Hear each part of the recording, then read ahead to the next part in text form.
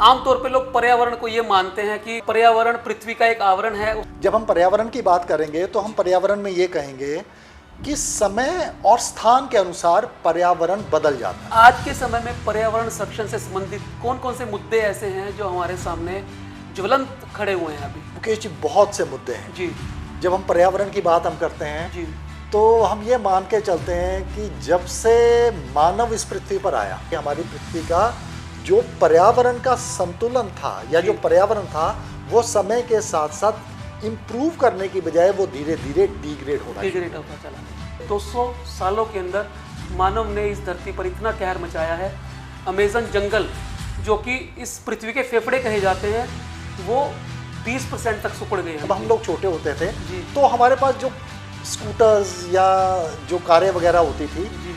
जो कार थी वो बड़ी मुश्किल से 1 लीटर में जो है वो 8 किलोमीटर या 10 किलोमीटर चलती थी। हमें सबको इस बात का पता है कि ये प्लास्टिक से हमारे पर्यावरण को, हमारी धरती को, हमारी माँ को इतने बड़े खतरे हैं, हमारा जीवन खतरे में है। और एक रिपोर्ट में तो ये तक कहा गया कि 2050 के अंदर हमें एक नई दुनिया चाहिए कि बसने के लिए। मानव के द्वारा अब हमारे जितने भी प्राकृतिक संसाधनों का उपयोग इस पृथ्वी पर किया जा रहा है और हमारी जितनी पॉपुलेशन हो गई है और हमारा डेवलपमेंट का स्तर जितना बढ़ गया, तो हमारे जो साइंटिस्ट हैं उन्होंने ये एनालिसिस किया है कि अब मानव को इस पृथ्वी की बजाय, एक पृथ्वी की बजाय 1.75 यानी 2.25 पृथ्वियों की आवश्यकता है। दोस्तों, बियॉन्ड बाउंड्रीज के आज के एपिसोड में आपका स्वागत है।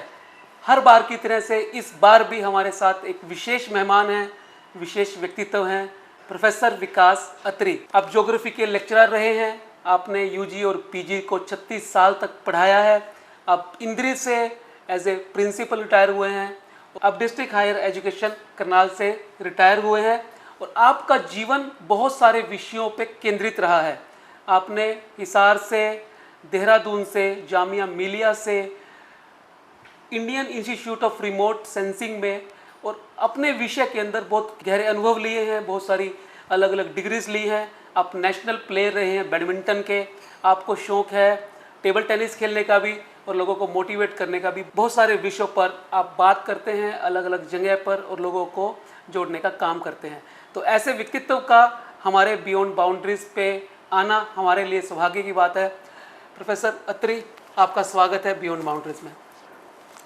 सबसे पहले हम ये जानना चाहेंगे कि एक बेसिक पर्यावरण क्या है, पर्यावरण संरक्षण क्या है और किस तरह से हमारे सामने पर्यावरण से संबंधित मुद्दे जो आज के समय में वो उभर रहे हैं।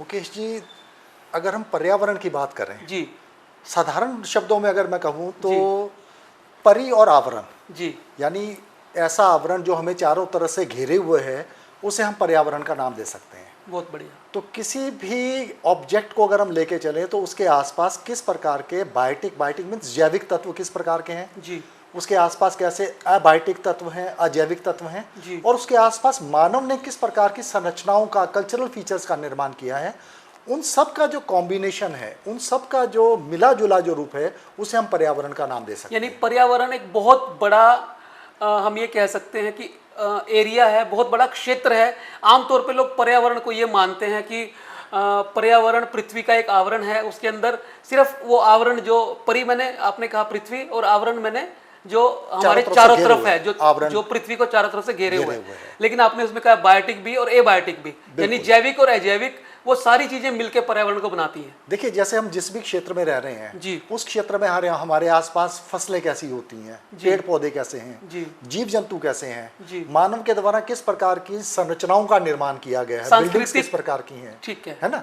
तो इन सब का जो मिला जुला रूप होगा उसे हम पर्यावरण कहेंगे। लेकिन हमें एक चीज का ध्यान रखना है यहाँ पे जी। जब हम पर्यावरण की बात करेंगे तो हम पर्यावरण में ये कहेंगे कि समय और स्थान के अनुसार पर्यावरण बदल जाता है। उदाहरण से जैसे एग्जाम्पल की बात हम करें जी, जैसे सपोज कीजिए आज हम घरोंडा में यहाँ बैठे हुए हैं जी।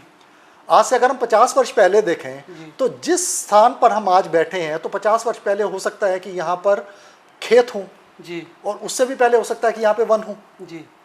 ज्योग्राफी का एक प्रिंसिपल है कि शहर हमेशा बाहर की तरफ बढ़ता है ना। समय के साथ साथ वहाँ पर जो है मतलब पर्यावरण का जो कंसेप्ट है वो एक डायनामिक कंसेप्ट है जो समय और स्थान के अनुसार बदलता रहेगा। अच्छा, जैसा पर्यावरण हमारे यहाँ घरोंडा में है जी, ऐसा पर्यावरण आपको बॉम्बे में नहीं मिलेगा जी, है बिल्कुल ना। सही। जैसा पर्यावरण आपको बॉम्बे में मिलेगा वैसा पर्यावरण आपको न्यूयॉर्क में या मॉस्को में नहीं मिलेगा, तो समय और स्थान के अनुकूल बदलता रहता है। बदलता रहता है। और पर्यावरण संरक्षण क्या है? पर्यावरण संरक्षण की बात अगर हम करें तो देखिए, किसी भी क्षेत्र में मैंने कहा कि जो हमारा पर्यावरण है उस पर्यावरण में जैविक और अजैविक, जी वो दोनों के दोनों तत्वों को हम मिला जुला कर कहेंगे कि भाई ये हमारा पर्यावरण जी है ना। तो जब हम संरक्षण की बात करेंगे तो संरक्षण में हम ये कहेंगे कि जो हमारे पास जैविक तत्व हैं और जो हमारे पास अजैविक तत्व हैं, जी उन दोनों का ही हमने संरक्षण करना है ना। किसी भी क्षेत्र में अगर हम जाते हैं, जैसे हम कहते हैं कि समय के साथ साथ हमारा वन क्षेत्र जो है वो कम होता जा रहा है, समय के साथ साथ हमारी पृथ्वी पर बहुत सी जो जीव जंतुओं की प्रजातियां हैं जो पहले मिलती थी वो अब नहीं मिलती हैं, है ना। इनका मतलब कि वो समय के साथ साथ जो है विलुप्त होती जा रही है। तो जब हम संरक्षण की बात करेंगे तो संरक्षण में दोनों ही चीज़ें हैं। एक तो जो प्रेजेंट सिनेरियो है, जो प्रेजेंट अवस्था है, हमें उसका संरक्षण करना है, उसे बचा कर रखना है जी। और अगर किसी हालात में, किसी परिस्थितियों में उसका कुछ नुकसान हुआ है तो उस नुकसान को भी हम लोगों ने रिकवर करना है। तो इन दोनों चीज़ों को मिलाकर और फिर आगे हम कैसे मैनेज करेंगे कि वो सस्टेनेबिलिटी बनती रहे, समय के साथ साथ वो जो लेवल है वो लेवल इम्प्रूव तो हो लेकिन वो डिग्रेड ना हो, तब हम कहेंगे कि ये हमारे पर्यावरण का संरक्षण हुआ।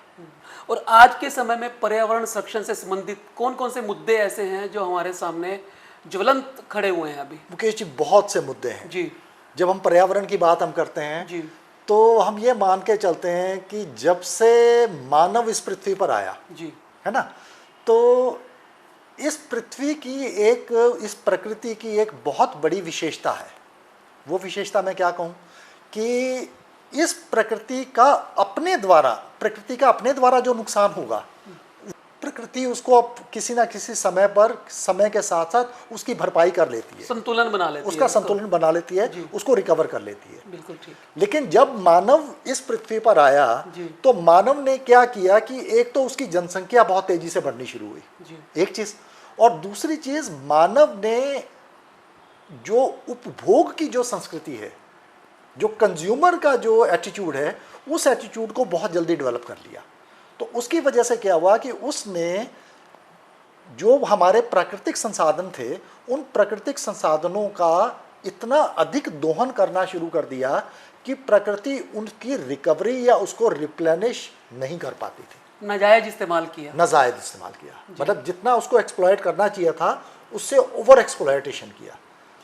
तो ग्रीड, लालच की वजह से जी, ठीक है ना।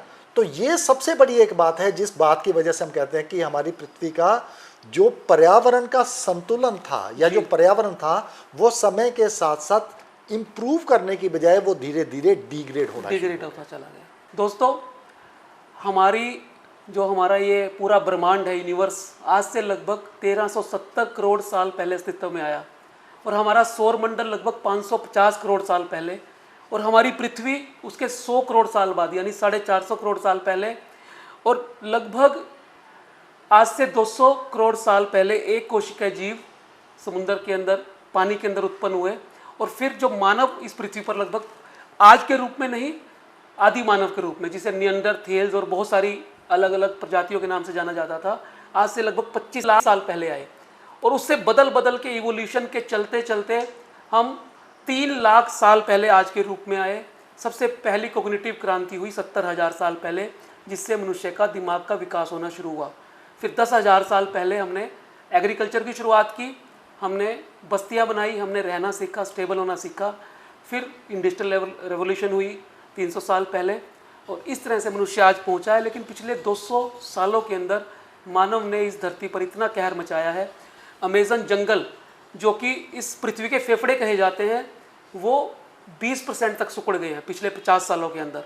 तो इतनी तेज़ी से, जैसे प्रोफेसर अत्री ने कहा कि हमने जरूरत से ज़्यादा दोहन किया है, अपनी लालच पे अंकुश ना लगा के हमने पृथ्वी का बहुत बड़ा नुकसान किया और इस बायोडाइवर्सिटी को, इस एनवायरनमेंट को बहुत ज़्यादा असंतुलित करने का काम किया, जिससे बहुत सारी प्रजातियां भी विलुप्त होने के खतरे पे आ गई है। जैसे कभी डायनासोर होते थे, ऐसी बहुत सारी प्रजातियां आज के समय में विलुप्त होती जा रही हैं। जो आप समस्याएं कह रहे थे ना, ये सभी समस्याएं ही हैं। जैसे जैसे हमने ज़्यादा दोहन किया जी, तो मिट्टी जो है, उस मिट्टी की जो केमिकल कॉम्पोजिशन है वो चेंज हो वो गई, डिस्टर्ब हो गया, है ना। जी, जी। जो हमारा वायु है वो वायुमंडल प्रदूषण हो गया, जी। है ना। नॉइस का पोल्यूशन हो गया, जी। है ना। डिफॉरेस्टेशन हो गया, वनों को काटना शुरू हमने कर दिया, जी। है ना। जो हमारे प्राकृतिक संसाधन जितने भी थे, कोयला है, एल्यूमिनियम है, लोहा है, उनका अधिक मात्रा में हमने दोहन किया। जी। तो ये सभी के सभी समस्याएं हमारे पास पॉल्यूशन के रूप में या अत्याधिक दोहन के रूप में, ये समस्याएं अब हमारे पास सामने आ रही हैं। और ऐसा नहीं है कि ये समस्या मानव के द्वारा अभी निर्मित है, जैसे जी। अभी आपने बताया जी। कि जब से हम लोगों ने एग्रीकल्चर शुरू किया, बिल्कुल, एग्रीकल्चर के बाद फिर धीरे धीरे हम इंडस्ट्रियल रेवोल्यूशन पे आ गए। जी। 1750 के आसपास जो है वो मान के जी। चलते हैं कि इंडस्ट्रियल रेवोल्यूशन बिल्कुल, आया। बिल्कुल। उसके बाद जो परिस्थितियां हैं वो बहुत ज़्यादा तेजी से बदली हैं। सर आप ये बताइए कि जलवायु परिवर्तन जो हो रहा है उसका हमारे स्थानीय जो इकोसिस्टम है, इकोलॉजी है, उसके ऊपर क्या असर देखने को मिल रहा है? मुकेश जी, यहाँ पर मैं दो कंसेप्ट आपको, एक चीज़ मतलब दो कंसेप्ट में थोड़ा क्लैरिटी करना चाहता हूँ, उनको जी। बिल्कुल क्लियर करना चाहता हूँ। जी। एक कंसेप्ट जिसको हम बोलते हैं ग्रीन हाउस इफेक्ट, जी। है ना, हरित ग्रह प्रभाव, जी। जिसमें हम कहते हैं कि हमारी जो पृथ्वी है उस पृथ्वी का जो तापमान है वो समय के साथ साथ बढ़ता बढ़ता चला जा जाता रहा है, जी। है ना। जी। और दूसरा कंसेप्ट है जिसको हम कहते हैं क्लाइमेट चेंज। और क्लाइमेट चेंज में वर्तमान में अगर हम देखें जी। तो वो क्लाइमेट चेंज का वो पार्ट है जिस पार्ट में ग्लोबल वार्मिंग की तरफ हम जा रहे हैं। बिल्कुल ठीक है। ठीक है ना। जी। तो ये दोनों के दोनों कंसेप्ट अलग अलग हैं, जी। लेकिन समय के साथ साथ जैसे जैसे हम वर्तमान समय में आए हैं, ग्रीन हाउस इफेक्ट की वजह से जो हमारा जो क्लाइमेट चेंज है वो ग्लोबल वार्मिंग की तरफ जा रहा है। जी। पहली चीज़ तो ये बताना चाहूँगा कि ग्रीन हाउस इफेक्ट वास्तव में हमारी पृथ्वी के लिए एक स्तर तक बहुत अच्छा है। ग्रीन हाउस इफेक्ट एक्चुअली है क्या कि सूर्य से हमें जितनी भी ऊष्मा मिलती है जी। वो ऊष्मा हमारी पृथ्वी के साथ, हमारे धरातल के साथ टकराती है। बिल्कुल ठीक है। टकराने के बाद वो जो ऊष्मा है, उस ऊष्मा का कुछ भाग वायुमंडल के द्वारा सीधा अवशोषित कर लिया जाता है, कुछ हमारी पृथ्वी के साथ टकराता है। टकराने के बाद फिर पृथ्वी उसको अवशोषित करके दोबारा से फिर उसको दीर्घ तरंगों के रूप में वापस जो भेज है देती वो है। आउटर स्पेस में भेजती जी। है। जी। बिल्कुल ठीक। तो हमारे वायुमंडल में कुछ गैसेस हैं जिनको हम ग्रीन हाउस गैसेस कहते हैं, जी। जिनमें सबसे प्रमुख है जलवाष्प। जी। उसके बाद कार्बन डाइऑक्साइड है, मीथेन है, नाइट्रस ऑक्साइड है, जी। CFC, इस तरह की बहुत सी गैसेस जी। हैं। जी। इन गैसेस की एक विशेषता है कि ये पृथ्वी से आने वाली जो दीर्घ तरंगे हैं, जी। जो लॉन्ग वेव रेडिएशन है, जी। उसको अपने में अवशोषित कर लेती है, ठीक है। जिसकी वजह से हमारी पृथ्वी का जो तापमान है वो लगभग 18 डिग्री सेल्सियस से लेके और 30, 32, 33 डिग्री सेल्सियस तक Maintain नॉर्मल रहता उसमें बना रहता है। जी। अब अगर हम देखें तो जो मानव जीवन है, जो जीव जंतुओं का जीवन है, जो वनस्पति है, जी। उनका जीवन हमारी पृथ्वी पर संभव ही इसीलिए हुआ क्योंकि ये ग्रीन हाउस इफेक्ट था। हाँ, उसके बिना संभव ही नहीं है। उसके बिना तो टेम्परेचर या तो संभव उससे नहीं था। कम जाएगा या उससे ज्यादा ज्यादा जाएगा, चला उसमें जाएगा, हम जीवित नहीं है रह ना? सकते। तो वो जो पर्टिकुलर रेंज है है, temperature। जिस रेंज में जी। जीव जंतु या वनस्पति या मानव Survive जीवित कर रह सकते हैं। सर्वाइव कर सकता है, वो रेंज ही इस ग्रीन हाउस इफेक्ट की वजह से है। बिल्कुल ठीक है ना। बहुत तो बढ़िया। पहली चीज तो ये हुआ। जी। जी। दूसरी चीज जो हम कहते हैं क्लाइमेट चेंज। जी। अब ये जो क्लाइमेट चेंज है, ये क्लाइमेट चेंज भी कोई नई संकल्पना नहीं है। अगर हम पृथ्वी के इतिहास को देखें तो पृथ्वी के इतिहास में चक्रीय रूप में, साइक्लिक फॉर्म में, जी। कभी हमारे पास जो है वो आइस एज आ जाती है, स्नो एज आ जाती है, हिमयुग आ जाएगा, फिर हिमयुग के बाद धीरे धीरे तापमान बढ़ना होगा तो हम कहेंगे ग्लोबल वार्मिंग आ गई। जी। फिर एक स्टेज आएगी, उस ग्लोबल वार्मिंग जो है वो धीरे धीरे फिर तापमान कम होना शुरू हो जाएगा, और फिर जो है वो धीरे धीरे हम जो है वो आइस की तरफ चले जाएंगे। इस तरह से साइकिल के रूप है में ना। इस तरह से एक साइक्लिक फॉर्म में जो है वो हमारे पास हिमयुग, और फिर जो है वो तापमान बढ़ जाएगा, फिर तापमान कम हो जाएगा, ये चीजें चलती रहेंगी। ठीक है। लेकिन जो प्रेजेंट सिनेरियो है, जी। जो वर्तमान परिवेश है, इसमें अगर हम देखें तो यहाँ पर एक बहुत बड़ा जो समस्या जो जनरेट हुई है वो किस वजह से है जी। कि अब जो ग्लोबल वार्मिंग है, जो तापमान है, वो तापमान बहुत ज़्यादा तेजी से बढ़ रहा है। पहली एक चीज़ जी। है ना। दूसरी चीज़ ये है कि ये जो तापमान बढ़ रहा है वो तापमान मानव की क्रियाओं की वजह से बढ़ रहा है। एक तो प्राकृतिक रूप से तापमान बढ़े, तो वो प्रकृति में इतनी कैपेसिटी है कि वो अपना जो तापमान बढ़ रही है उसके साथ उसका संतुलन बना लेती है। लेकिन मानव ने जो अपनी क्रियाओं से जो तापमान को, उसके वृद्धि की दर को बहुत तेज कर दिया है, प्रकृति उसके साथ संतुलन जो है, बैलेंस जो है वो नहीं बना पा रही, जिसकी वजह से वो तापमान बहुत तीव्र गति से बढ़ने की वजह से उसका जो प्रभाव है, वो प्रभाव जीव जंतुओं पर, वनस्पति पर, मानव पर जो है वो दुष्परिणाम जो है वो उसके हमारे पास जो है वो आ रहे हैं।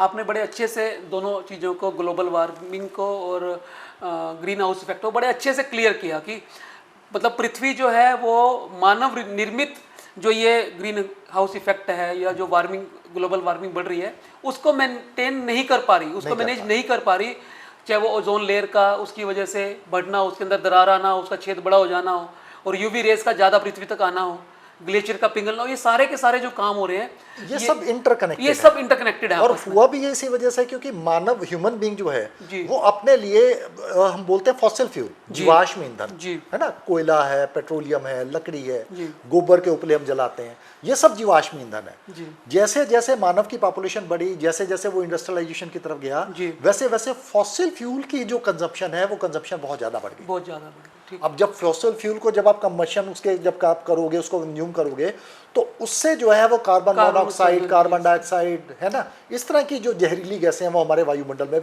बहुत ज़्यादा तीव्र गति से बढ़ रही हैं, बिल्कुल, है ना।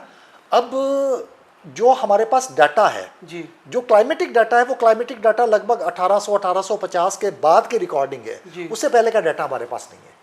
1850 यानी कि लगभग 170 साल हुए हैं जब से जब हमारे से पास पास डेटा हमारे है पास उसका। Climatic data okay. है, मतलब हमारे पास पहले ऐसे इंस्ट्रूमेंट नहीं नहीं थे, थे। कोई ऐसे ऑब्जर्वेटरीज Definitely, नहीं थी हमारे पास, definitely. है ना। जैसे जैसे साइंटिफिक टेक्नोलॉजी बढ़ी तो हमने वो ऑब्जर्वेटरी के लिए हमने ऑब्जर्वेटरी टूल्स जो है वो ऐसे रिकॉर्डिंग टूल्स को हमने डेवलप किया, जी। है ना। तो ये माना जाता है कि 1850 के आसपास जो है हमारे वायुमंडल में जो हम कार्बन डाइऑक्साइड या गैसों की जो मात्रा हम कहते हैं, या तो हम उसको परसेंटेज में देखते हैं, जी, तो परसेंटेज में तो देखें तो 0.028% के करीब आसपास जो है, या पीपीएम में तो देखें तो 280 पार्ट्स प्रति मिलियन, यानी 10 लाख अगर गैसों के अणु जी। देखें वायुमंडल में, जी। तो उसमें से केवल 280 भाग जो है वो कार्बन डाइऑक्साइड के थे। लेकिन वर्तमान में अगर हम देखें तो इसका जो इंक्रीज है वो 028 से लेके 0.39 तक के 38 तक जो है वो लगभग पहुंचा है, जी, मतलब 380 पार्ट्स पर मिलियन, 290 से लगभग 90 पार्ट्स पर मिलियन बढ़े हैं। बढ़े हैं। मतलब वैसे अगर हम देखें तो ये कोई बहुत ज्यादा सिग्निफिकेंट हाँ, अगर हम नंबर में देखें तो बड़ा हाँ, नहीं है। नंबर में अगर हम देखें तो ये कोई बहुत लेकिन ज्यादा उसके कंसिक्वेंसेज जो है वो बहुत लेकिन ज्यादा है। उसके कॉन्सिक्वेंसेज जो है वो इतने ज्यादा हार्श हैं, जी। मतलब उसका दुष्परिणाम इतना बड़ा है जी। कि हमारा जो तापमान है 1800 में जब हमने 1850 के आसपास जब हमने तापमान लेना शुरू किया, तो वहां से लेकर तो 1970 और 1980 तक जी। जो हमारे तापमान की वृद्धि दर थी, वो वृद्धि दर से 1980 से लेकर और अब हमारे पास 2024 लगभग 55 सालों के 24 साल 24-25 साल का ये जो टाइम पीरियड है, ओके। इस 24-25 साल में जो तापमान की वृद्धि दर है वो उन 100 सालों की बनिस्पत लगभग 2 से 2.5 गुना तक जो ज्यादा है वो बढ़ गई है। मतलब लगभग 1.5 से 2 डिग्री टेम्परेचर अगर हम बात करें ग्लोबल उस पे जो एवरेज टेम्परेचर है। एवरेज टेम्परेचर, हाँ जी। वो हमारा जो है वो जो हमारे मतलब जो साइंटिफिक जो कैलकुलेशंस जी। हैं, जो रिकॉर्डिंग जो इंस्ट्रूमेंट्स हैं वो बताते हैं कि तापमान हमारा जो है वो लगभग 1 डिग्री सेल्सियस तक तो बढ़ चुका है, लेकिन कुछ क्षेत्रों में ये जो इंक्रीज है वो लगभग 1.5 डिग्री तक। अभी यूएनओ की एक रिपोर्ट में पढ़ रहा था कि यूएनओ ने कहा है कि 2030 तक आते आते कार्बन उत्सर्जन की जो परसेंटेज है हमें 45% कम करनी पड़ेगी वर्ल्ड वाइड, कंट्रोल करनी पड़ेगी। तो जो इतना ग्रीन हाउस इफेक्ट बढ़ रहा है, ग्लोबल वार्मिंग बढ़ रही है, तो उसके लिए जो तत्काल एकदम कदम हो सकते हैं उठाने लायक, उन पे आप क्या अपनी राय रखना चाहेंगे कि क्या हमें करना चाहिए? मुकेश जी, ये जो इसको हम अर्थ समिट्स बोलते हैं जी, ये जो सम्मेलन होते हैं जी। ये अर्थ समिट्स होती हैं। तो ये अर्थ समिट जब भी होती हैं तो उसमें उनके एजेंडा होते हैं। तो उस एजेंडा में जैसे पेरिस का एजेंडा था, कोयोटो का एजेंडा था, अभी हमारा स्टॉकहोम में भी हमारी जो है वो कन्वेंशन हुई थी। तो मेरे को ध्यान है, मैं +2 का स्टूडेंट था उस टाइम, 1991 में रियो दी जेनेरो ब्राजील के अंदर कोई ऐसी कन्वेंशन हुई थी। मेरे उस टाइम कुछ ध्यान है इस तरह का, हम पढ़ते थे। तो ये जो कन्वेंशन होती है, उन कन्वेंशन में जितने भी वर्ल्ड के बड़े बड़े कंट्रीज हैं उनके जो रिप्रेजेंटेटिव्स हैं वो वहाँ पर जाते हैं। जी। जाने के बाद फिर जो प्रेजेंट सिनेरियो है जी। उस सिनेरियो के बेसिस के ऊपर आगे की पॉलिसी का निर्माण होता है, प्लानिंग होती है कि आगे आने वाले समय में हम इन दुष्परिणामों को किस प्रकार से रोक सकते हैं। जी। तो जब पेरिस कन्वेंशन हुई थी 2015 दिसंबर की बात है ये। जी। उस 2015 दिसंबर में पेरिस कन्वेंशन में सभी जो कंट्रीज थे, 96 कंट्रीज ने उसमें पार्टिसिपेट किया था। जी। तो उस समय ये चीज़ डिसाइड की गई थी कि 2030 तक हम ये मानकर चलें कि हमारी पृथ्वी का तापमान किसी भी तरह से 2 डिग्री सेंटीग्रेड से ज़्यादा ना बढ़े, जो हमारा 1850 का जो तापमान था उसके बनिस्पत, उसके कंपैरेटिव उस टाइम जो था उससे 2 डिग्री तक बढ़े, उससे इससे ज़्यादा नहीं। लेकिन फिर साथ में ये भी चीज ऐड की गई जी। कि 2 डिग्री नहीं, हम ज्यादा कोशिश ये करें कि 1.5 डिग्री तक 1.5 तक हो, ठीक, 1.5 तक ही पाए। जी। लेकिन अभी जो हमारे पास रिसेंट जो हमारे पास डाटा आ रहा है, जी। उस डाटा में लगता है कि नहीं, हमें लगता है कि हम 2030 तक शायद इसको 1.5 को क्रॉस कर जाएंगे। तो जितना काम होना चाहिए था, जितनी उस कन्वेंशन में बात हुई थी, वो कहीं ना कहीं अभी पूरा नहीं हो रहा, उसमें कहीं ना कमी है। उसमें देखो 2 तरह की चीजें हमारे सामने आती है। सबसे पहली चीज तो ये है कि हम अपना जो उपभोग है जी, है ना, किसी भी तरह का उपभोग, मैं सिर्फ जीवाश्म ईंधनों का नहीं कह रहा, किसी भी तरह का उपभोग, वो उपभोग को हम किसी ना किसी तरह से उसके ऊपर कंस्ट्रेंट लगाएं, उसको किसी ना किसी तरह से रोकें। मतलब आदमी को दोबारा से वापस आदिम युग की तरफ ही जाना पड़ेगा, अपनी इच्छाओं को कम करना पड़ेगा, आप कहने का। आदिम युग की तरफ तो हम नहीं कहेंगे, क्योंकि देखो जिस डेवलपमेंट के लेवल को हमने अटेन कर लिया, अब हम ये तो नहीं कहेंगे कि उस लेवल से हम नीचे जाएं। मतलब हमें जीने के लिए खाना पड़ेगा, खाने के लिए नहीं जीना पड़ेगा, मतलब हाँ, इस तरह मतलब से हमें भाव सिर्फ रखें इतना हम। करना है जी। कि हम नए इस तरह के इंफ्रास्ट्रक्चर को डेवलप करें, जी। नई इस तरह की टेक्नोलॉजी को डेवलप करें, जिस टेक्नोलॉजी से हम अपना जो कंज्यूमरिज्म वाला जो हमारा एटीट्यूड है, उस एटीट्यूड को किसी तरह से रोक पाए, है ना। देखिए बहुत सी डेवलपमेंट इस दिशा में हुई भी हैं। जैसे एग्जांपल्स हम देखते हैं, अगर आपको याद हो, मतलब आप तो हमसे नई जनरेशन के हैं, लेकिन जब हम लोग छोटे होते थे तो हमारे पास जो स्कूटर्स या जो कारें वगैरह होती थी, जो कार थी वो बड़ी मुश्किल से 1 लीटर में जो है वो 8 किलोमीटर या 10 किलोमीटर चलती थी। अब हमारे पास कारें आ गई हैं जो 1 लीटर पेट्रोल में जो है वो 15 किलोमीटर, 20 किलोमीटर, 22 किलोमीटर, 25 किलोमीटर तक भी चलती है। बिल्कुल ठीक है ना। इसी तरह से आप देखो, जो हमारे पास पुराने टाइम में जो बल्ब होते थे, उसमें टंगस्टन की वो वायर लगाते थे और वो 100 वाट का बल्ब हम एक कमरे में लगाते थे, है ना। उससे फिर धीरे धीरे जो है वो हम LED बल्ब्स में आ गए। अब हमारे पास एक कमरे में जो बल्ब लगता है वो 9 वाट का लगता है ना। तो हमारी वो कंजप्शन जो है बच जाती है ना। पुराने टाइम में AC चलते थे, उन AC की जो इलेक्ट्रिसिटी की कंजप्शन थी वो बहुत हाई होती थी। अब हमारे पास इन्वर्टर जो है, इन्वर्टर वाले AC आ गए हैं, उनकी कंजप्शन बहुत कम है, बहुत कम कंजप्शन करते हैं, है ना। तो इस तरह से धीरे धीरे हम ये चीज देखते हैं कि मानव ने इस दिशा में बहुत ज्यादा कदम उठाए भी हैं, इस दिशा में बहुत ज्यादा प्रयत्न किए भी हैं और वो हमारे सक्सेसफुल हुए हैं, है ना। लेकिन अभी भी वो पर्याप्त नहीं है, बहुत काम किया जाना बाकी है, बहुत काम किया जाना है ना। जैसे फॉसिल फ्यूल की कंजप्शन हम कब करें, मतलब हम ये कहते हैं कि हमारे पास रिन्यूएबल सोर्सेज ऑफ एनर्जी हैं, जैसे सूर्य की सौर ऊर्जा है, हम सौर ऊर्जा को डेवलप करें, पवन ऊर्जा है हम उसको डेवलप करें, हाइड्रो इलेक्ट्रिसिटी को डेवलप करें, है ना। डिफॉरेस्टेशन है, उस डिफॉरेस्टेशन को किस तरह से रोकें।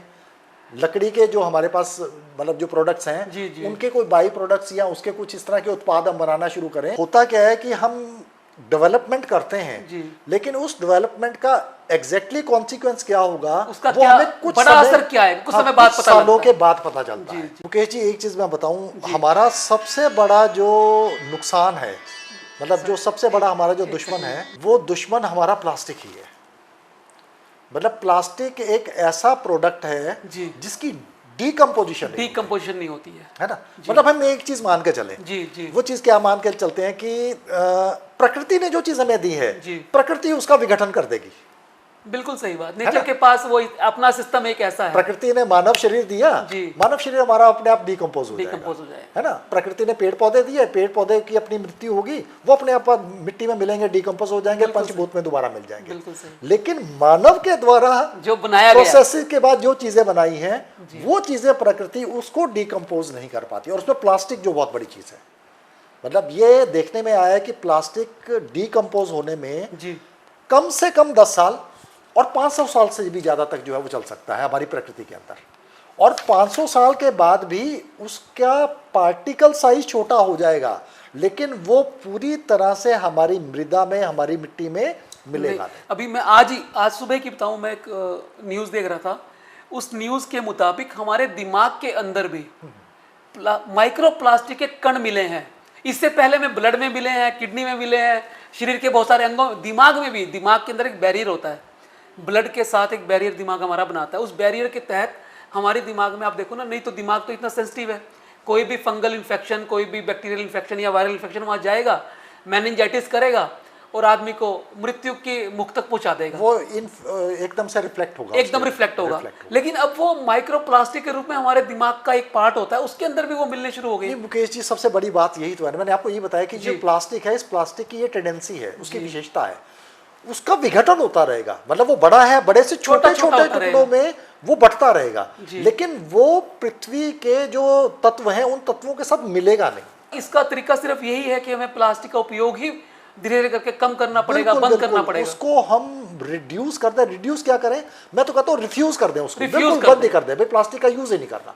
तो इसमें जब हमें सबको इस बात का पता है कि ये प्लास्टिक से हमारे पर्यावरण को, हमारी धरती को, हमारी माँ को इतने बड़े खतरे हैं, हमारा जीवन खतरे में है, और एक रिपोर्ट में तो ये तक कहा गया कि 2050 के अंदर हमें एक नई दुनिया चाहिएगी बसने के लिए। हो सकता है कि जो स्पेस एक्स के जो फाउंडर हैं इलॉन मस्क, वो स्पेस वो चांद के ऊपर या मंगल ग्रह के ऊपर एक कॉलोनी बनाने की बात कर रहे हैं, ठीक है ना जी। तो मैं मुकेश जी आपके इस बात में एक एडिशन करता हूँ, मुझे मतलब एक फैक्ट, मुझे एक तथ्य जो है याद आया है जी।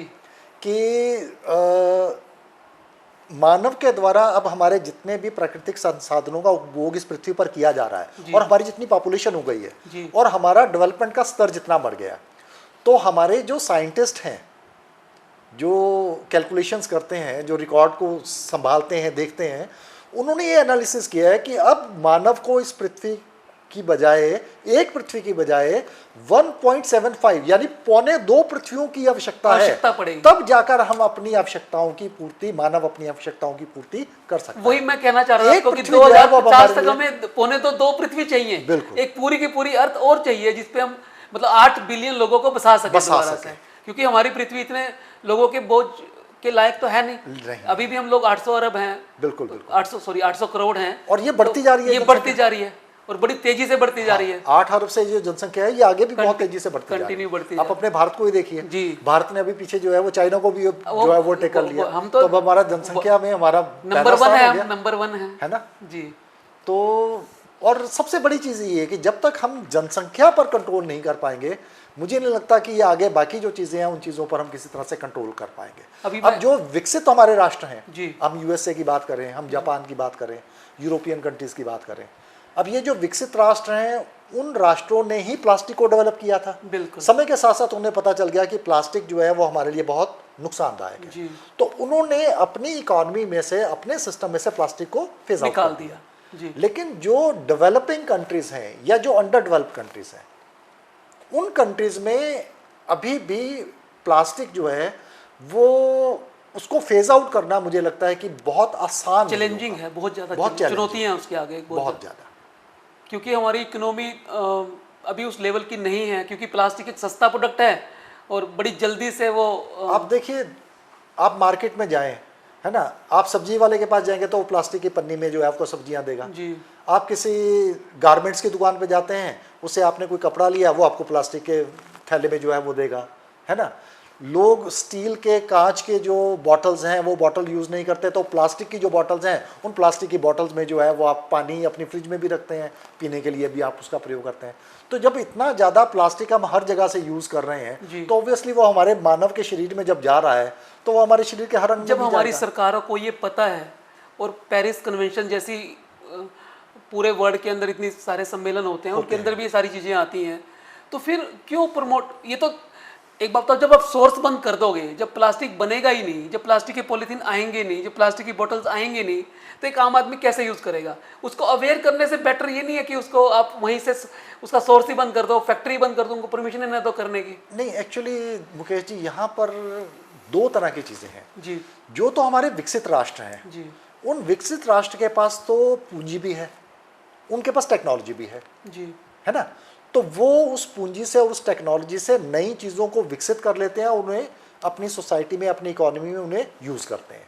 लेकिन जो अंडर डेवलप्ड कंट्रीज़ हैं, अफ्रीकन कंट्रीज़ हैं या डेवलपिंग कंट्रीज़ हैं, है ना, हमारे एशिया के कंट्रीज़ हैं, इन कंट्रीज़ में ना तो हमारे पास पूंजी है और ना अभी हमारे पास वो टेक्नोलॉजी है, तो जिसकी वजह से, क्योंकि वो टेक्नोलॉजी बहुत महंगी है, अगर हम डेवलप्ड कंट्री से वो टेक्नोलॉजी लें तो डेवलप्ड कंट्रीज़ उसके बदले में हमारे से पैसा मांगते हैं, है ना।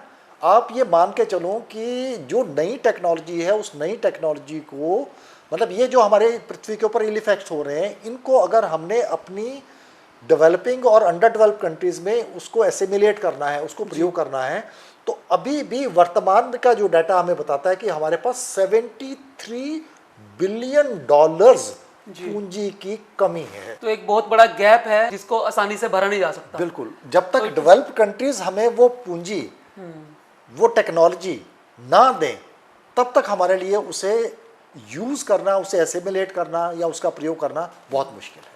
वनों की कटाई पे बात करते हैं कि एक साल के अंदर लगभग 19 मिलियन एकड़ वनों की कटाई हो जाती है। ये लगभग 1 मिनट में 27 फुटबॉल के मैदान जितना एरिया खाली होने के बराबर खाली है। हो जाता है। तो आप कैसे देखते हैं कि इतना बड़ा जो जंगल हमारे सफाई हो रहे हैं, तो उससे पर्यावरण के खतरे तो बहुत ज़्यादा पैदा हो ही रहे हैं। तो इसके लिए क्या क्या उपाय हो सकते हैं इस चीज़ के लिए? ये डिफॉरेस्टेशन इतना ज़्यादा हो रहा है। मुकेश जी, इसमें दो चीज़ें हैं। जो डिफॉरेस्टेशन है, वो डिफॉरेस्टेशन को हमें दो अलग अलग नज़रियों से, दो अलग अलग दृष्टिकोणों से देखना पड़ेगा जी। पहला तो दृष्टिकोण है हमारा डेवलप्ड कंट्रीज़ का। जो डेवलप्ड कंट्रीज़ हैं वो जो डिफॉरेस्टेशन कर रहे हैं, जो फॉरेस्ट काट रहे हैं, वो फॉरेस्ट इसलिए काट रहे हैं क्योंकि उनकी जो पॉपुलेशन है, अर्बन जो पॉपुलेशन है, उनको रहने के लिए स्पेस चाहिए। तो वो अपना जो अर्बन सेंटर है, उस अर्बन सेंटर की जब एक्सपेंशन करते हैं, तो उनके आसपास का पेरिफेरी पे जो फॉरेस्ट एरिया है वो धीरे धीरे कट रहा है। ठीक है। लेकिन इसके विपरीत जब हम डेवलपिंग कंट्रीज़ में और अंडर डेवलप्ड कंट्रीज़ में आते हैं, वहाँ पर इस फॉरेस्ट को काटना उनकी मजबूरी है। वो मजबूरी क्यों है? क्योंकि उनकी पॉपुलेशन बढ़ रही है। जब उनकी पॉपुलेशन इतनी तेज़ी से बढ़ रही है, तो उस पॉपुलेशन का पेट भरने के लिए उन्हें अनाज चाहिए, उसके लिए एग्रीकल्चर लैंड चाहिए। तो वो फॉरेस्ट कवर काट के उसकी जगह जो है वो एग्रीकल्चर फील्ड्स डेवलप होते हैं। लेकिन जब हम इस फॉरेस्ट कवर को काटते हैं, उसका पर्यावरण पर बहुत बड़ा दुष्प्रभाव है। पहली चीज़ तो हमारे वायुमंडल में जो कार्बन डाइऑक्साइड है, मतलब जब हम रेस्पिरेशन की बात करते हैं तो हम कहते हैं कि जो हमारे जीव जंतु हैं, वो जीव जंतु ऑक्सीजन जो है वो इनहेल करते हैं, उसको यूज करते हैं, और कार्बन डाइऑक्साइड को छोड़ देते हैं। शानदार एक सिस्टम बनाया है, लेना देना है उनके साथ। तो जो हमारी प्राकृतिक वनस्पति है, जो हमारी जितनी भी वनस्पति है, वो वनस्पति कार्बन डाइऑक्साइड को इनहेल कर लेगी और ऑक्सीजन को छोड़ देगी। तो हमारी प्रकृति ने बहुत अच्छा संतुलन बनाया है। लेकिन अब जैसे जैसे हमारा फॉरेस्ट कवर कटेगा, तो इसका मतलब मानव की जनसंख्या बढ़ रही है और फॉरेस्ट कवर कम हो रहा है, तो ऑब्वियसली कार्बन डाइऑक्साइड की मात्रा जो है वो वायुमंडल में बढ़ती जाएगी। जब कार्बन डाइऑक्साइड की मात्रा बढ़ेगी तो ग्रीन हाउस इफेक्ट बढ़ेगा, तो हमारे वायुमंडल का तापमान बढ़ना शुरू हो जाएगा। पहला प्रभाव है ना। दूसरा प्रभाव देखो, हमारे जितने भी पेड़ पौधे हैं वो हमारे वायुमंडल में एक फोटोसिंथेसिस, प्रकाश संश्लेषण प्रक्रिया है, उससे जलवाष्प भी छोड़ते हैं। आप देखिए, किसी भी आप रूरल एरिया में, विलेज में जाते हैं जहाँ पे क्रॉप्स लगी हैं, वहाँ का तापमान आपको कम मिलेगा। तापमान कम, बारिश ज्यादा होती है, वहाँ मौसम ठंडा रहता है ना, प्लीजेंट सा जब मौसम आप होता है। पेड़ के नीचे बैठोगे तो आपका तापमान कम है, पेड़ से दूर जाओगे तो आपका तापमान कम अधिक मिलेगा आपको, है ना। तो वो जो इवेपोरेशन है, वो जो फोटोसिंथेसिस है ना, ट्रांसपायरेशन जिसको हम कहते हैं, वाष्पोत्सर्जन कहते हैं, उससे जलवाष्प भी हमारे वायुमंडल में जाते हैं और उससे तापमान भी रेगुलेट होता है। जब हमने फॉरेस्ट ही काट दिए तो ऑब्वियसली वो तापमान को कम करने की जो मशीन है, वो मशीन अब धीरे धीरे काम वो थर्मोस्टेटिक जो इफेक्ट है वो अपने आप कम हो गया, है ना। फिर देखिए, अब जितने भी हमारे पेड़ पौधे हैं, वो पेड़ पौधे, उनकी जो जड़ें हैं, वो जड़ें मिट्टी के कटाव को रोकती हैं। अब वो मिट्टी का कटाव हो रहा है ना। जो पेड़ पौधे हैं उनके पत्ते जब हमारी जमीन के ऊपर गिरेंगे तो उसके बाद वो ह्यूमस में कन्वर्ट होंगे, तो हमारी मिट्टी की फर्टिलिटी को नेचुरल खाद है, वो एक नेचुरल खाद बढ़ेगा, है ना। अब वो पत्ते भी, वो जो ह्यूमस है वो भी हमारी मिट्टी को नहीं मिल रहा, है ना। तो ये मतलब मल्टी फैसेट, मल्टी डायमेंशनल जो लॉस है वो हमारी इस पर्यावरण, वो रिकवरेबल भी नहीं है किसी और तरीके से। अभी आपने खुद बताया कि लगभग 17 से लेके 20-25 फुटबॉल के मैदान हर मिनट कट रहे हैं। मैं मिनट की, आप मिनट की बात कर रहे हैं कि हर मिनट कट रहे हैं, हर मिनट कट, है ना। तो देखो कितना बड़ा नुकसान जो है वो हमारी पृथ्वी का है। तो मतलब हम ये कह सकते हैं कि जैसे मानव के फेफड़े काम नहीं कर रहे हैं, तो हमारी पृथ्वी के फेफड़े हैं वो धीरे धीरे समाप्त होते जा रहे हैं। बिल्कुल सही। इस दोहन से हमारी आने वाली पीढ़ियों को किन बड़ी चुनौतियों का सामना करना पड़ेगा? जैसे मैं पढ़ रहा था कि जैसे जैसे ग्रीन हाउस इफेक्ट बढ़ेगा, ग्लेशियर पिघलेंगे, सी लेवल अप होएगा, तो समुद्र के किनारे जो लोग कोस्टल एरिया में रहते हैं, वो वाले जो गांव हैं, शहर हैं, वो डूबना शुरू हो जाएंगे समय से। तो इस तरह की और क्या क्या चुनौतियां हैं जो आने वाली हैं? जब हम एनवायरमेंटल डिजास्टर्स की या इन क्लैमिटीज़ की बात करते हैं ना, तो ये मल्टी फेसेट्स हैं। मतलब बहुत सी क्लैमिटीज़, बहुत मतलब इतनी डायमेंशंस हैं उसके कि हम मतलब उंगलियों पर आप नहीं गिन सकते, है ना। जैसे हम कहते हैं कि मिट्टी जो है, मतलब हमारे जितने भी जो वायुमंडल है, वायुमंडल का प्रदूषण हो गया, जो मिट्टी है, मिट्टी की जो प्रदूषण हो गया, है ना, जो जल है। जो आपने शुरू में बात की थी बायोटिक और एबायोटिक, जैविक और अजैविक, वो कोई भी तत्व ऐसा नहीं जिस पे असर नहीं आएगा, जिसके पास असर नहीं हर एक पे असर आने है, वाला हर एक पे असर आ रहा है ना। और आगे जो हमारी आने वाली जनरेशन, आप ये देखिए कि हमें ये मानकर चलना है जी। कि जैसी पृथ्वी हमारे पूर्वजों ने हमें दी, हम लगभग कम वैसी से कम अच्छी वैसे ही तो देखे पृथ्वी जाएं। अपने ये आने नैतिक वाली जिम्मेदारी भी generations हमारी को है। दें, है ना। जी तो एक कंसेप्ट हम यूज करते हैं आजकल, जिसको हम बोलते हैं सस्टेनेबल डेवलपमेंट, जी जी है ना। मतलब ऐसा विकास जिस विकास को आगे आने वाली जनरेशन्स भी कम से कम उस लेवल तक मेंटेन करके रख सकें, उसे नीचे ना जाए, उसे ऊपर जाए, या उस लेवल को मेंटेन कर सकें। लेकिन जिन परिस्थितियों में हम पहुंच चुके हैं, उससे इस विकास को मेंटेन करना, उससे इस स्तर को मेंटेन करना बहुत मुश्किल होता जा रहा है। इस बायोडाइवर्सिटी को मेंटेन करने के लिए एक आम आदमी, मेरे जैसा आदमी, किस तरह का योगदान दे सकता है? वो क्या करे ताकि वो कुछ मतलब कंट्रीब्यूट करे, मतलब बुरा ना करे, जो हो चुका है वो तो हो ही चुका है, इसमें कुछ बेहतर करने में क्या योगदान दे सकता है? मुकेश जी, पहले बायोडाइवर्सिटी की बात हम करते जी, हैं। मतलब जी, देखो, डाइवर्सिटी बहुत जरूरी है। जी मतलब सभी के सभी आपको मानव, अगर मानव भी देखें तो सभी मानव एक जैसे नहीं है, बिल्कुल है ना। किसी का कद लंबा है, किसी का कद छोटा है ना। वो जैव विभिन्नताएं हैं, अलग सब में अलग विभिन्नताएं हैं। यस और हमारा जो मतलब इस प्रकृति की जो सुंदरता है, जी। वो सुंदरता भी इसी चीज में है कि वो विविधताएं हैं, यस है ना। बिल्कुल कोई गुलाब का फूल है, कोई बिल्कुल, सूरजमुखी का बिल्कुल, फूल है बिल्कुल, ना। वो फूल भी अलग अलग मिलेंगे, पेड़ों के पत्ते आपको अलग अलग मिलेंगे। उससे मोनोटोनस जिंदगी नहीं रहती, वो उसके अंदर monotonous विविधता आने से रंग आ जाते हैं, तो वो रंग आ जाते हैं। सुंदरता आ जाती है हाँ। एक। तो ये माना जाता है कि हमारी इस पृथ्वी पर लगभग 1 मिलियन से लेके और लगभग हो सकता है कि ये 10 मिलियन तक की प्रजातियां हों। अभी तो विज्ञान के हिसाब से तो अगर वो जैविक और मतलब हमने तो पौध अभी पेड़ जीव जंतुओं की बात 80 लाख तक कह रहे हैं कि उन्होंने वो अलग अलग वो कर लिए हैं। हाँ। अगर उनकी उनकी स्पीशीज की और जीनस की बात करें तो 80 लाख के जो हमारे शास्त्रों में 80 लाख कविता मतलब 8 मिलियन तक 80 है लाख योनियां, 8 मिलियन जैसे आप 8 कह रहे मिलियन तक है ना। हैं। अभी Yes, तो yes। आगे बहुत सी और ऐसी होनी चीजें है, अभी होनी है। उनके बारे में तो मानव को अभी भी नहीं पता नहीं है, पता बिल्कुल नहीं है। बिल्कुल अभी धीरे धीरे टाइम के साथ साथ जैसे जैसे हमारी टेक्नोलॉजी विकसित हो रही है, जैसे जैसे हमारा ज्ञान का भंडार बढ़ रहा है, हम उनके बारे में पता कर रहे हैं। लेकिन दिक्कत ये है कि जैसे जैसे ये ग्लोबल वार्मिंग हो रही है, जैसे जैसे ये डिफॉरेस्टेशन हो रहा है, जैसे जैसे ये पॉल्यूशन बढ़ रहा है, इसकी वजह से बहुत सी प्रजातियां हैं वो अब बिल्कुल विलुप्त होने की कगार पर पहुंच गई। अगर हमने कदम ना उठाए जी। तो आप ये मानिए कि कहीं कोई ऐसी स्टेज ना आ जाए कि मानव प्रजाति ही विलुप्त हो जाए, मानव का अस्तित्व उस पर प्रश्न चिन्ह लग जाए, विलुप्त हो जाए, खत्म होने के कगार। खत्म होने के कगार पर है। जी। मतलब हम अपने ही पांव पे कुल्हाड़ी मारे जा रहे हैं खुद। बिल्कुल। आप देखिए, मतलब आप छोटी सी बात देखिए जी। कि जब हम छोटे थे या हमारे जब बुजुर्ग थे, दादा परदादा थे, वो अपने खेतों में कितनी प्रकार की फसलें लगाते थे, कितनी प्रकार की सब्जियां लगाते थे, है ना। जी। और अब आप देखिए, जो मतलब अगर हम हरियाणा पंजाब की बात करें तो 2 ही फसलें हैं, गेहूं काटी और चावल, तो चावल लगा दिया, चावल काटा तो गेहूं लगा दी, बिल्कुल है ना। इसका मतलब बाकी जो तत्व फसलें हैं उनका अस्तित्व धीरे धीरे हाँ, खत्म तो वो हो गया। क्रॉप साइकिल डिस्टर्ब हो रहा है, वो मिनरल्स नहीं मिल रहे प्रॉपर, वो हमारे तक भी नहीं जा रहे। वो हम मैं अभी लगभग कोई 4 या 5 साल पुरानी बात है, जी। तो कुछ बुजुर्गों से बात कर रहा था। हमारे ज्योग्राफी में बच्चों को हम रूरल एरिया के विलेज के फील्ड सर्वे के लिए लेके जाते थे। जी। तो वहाँ कुछ बुजुर्ग हमें मिले, तो उन बुजुर्गों से हमने बात की, तो वो कहते कहते बेटा कि जिस एरिया में, ये जो करनाल डिस्ट्रिक्ट का एरिया है, इस एरिया में 1950, 60, 70 तक के दशक तक भी कहते चना हो जाता था, मतलब खेतों में डालते थे हो जाता तो था। चना हो जाता था।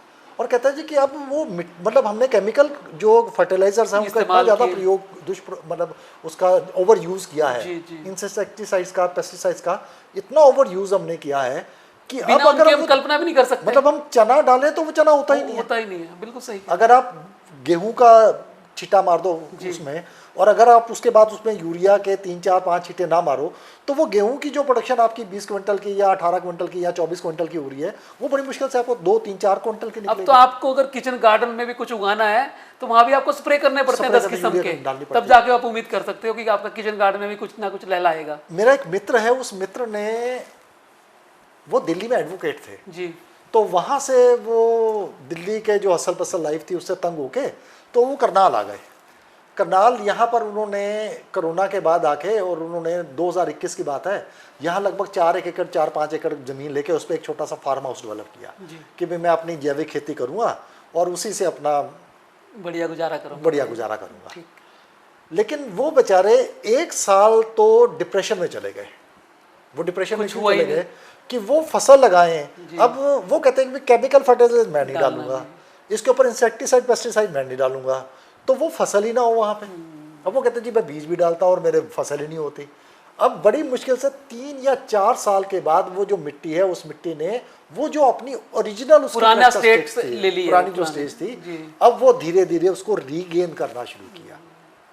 इसका मतलब कि मिट्टी को भी, प्रकृति को भी अपने आप उस पुरानी अवस्था में पहुंचने में समय लगा। हमने इतना दोहन कर दिया, इतने उनसे मिनरल्स और सारी विटामिन सब कुछ निकाल लिया, उसका चूस लिए, मतलब पृथ्वी को हमने। मुकेश जी, आप ना फिंगर्स के ऊपर गिन सकते हो कि इस करनाल जिले में, हरियाणा, पंजाब में कितने लोग हैं जो इस प्रकार की जैविक कृषि करते हैं। बिल्कुल, मतलब जिन लोगों को अपने आगे आने वाली जनरेशन्स के बारे में सोच है, उसके बारे में कुछ वो चिंता करते हैं, वो लोग तो इस दिशा में जा रहे हैं। लेकिन कॉमन मैन अभी भी इन चीज़ों से दूर है।